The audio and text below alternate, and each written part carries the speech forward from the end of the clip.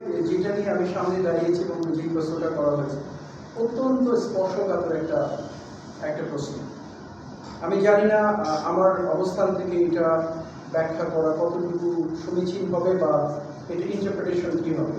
আপনাদেরকে শুধু একটু আবেদন করবো যে আমি সবসময় পূর্বে আপনাদেরকে বলেছি ইনফর্মালি, আমার এক সাংবাদিক ভাই বললেন, আজকেও ফর্মালি বা যেটাই বলেন, আমি ব্যক্তিগতভাবে মনে করি আমরা সবাই একই মানসিকতা পোষণ করি।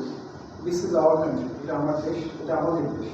এই দেশের স্বার্থ, এই দেশের সার্বভৌমত্ব, এই দেশের ভালো মন্দের সাথে আমাদের সবাই জড়িত। এই দেশকে ভালো রাখতে হলে আমাদেরকে রাখতে হবে। এই দেশের যদি মন্দ কিছু হয় সেটা ভাগিদারও দায়ভারও আমরাই বহন করতে থাকি।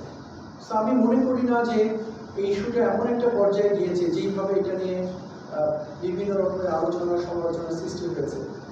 গভর্নমেন্ট এবং বাংলাদেশ আর্মি খুব সুন্দরভাবে ওতপ্রোতভাবে একে অপরের সম্পর্ক হিসাবে কাজ করছে। আমরা প্রতিনিয়তই সরকারের সাথেই কাজ করছি, সরকারের নির্দেশনা মেনেই কাজ করছি। নট টু রেকর্ড, এটুকু বলতে পারি যে আমরা যখন আমাদের পরিবারের মধ্যে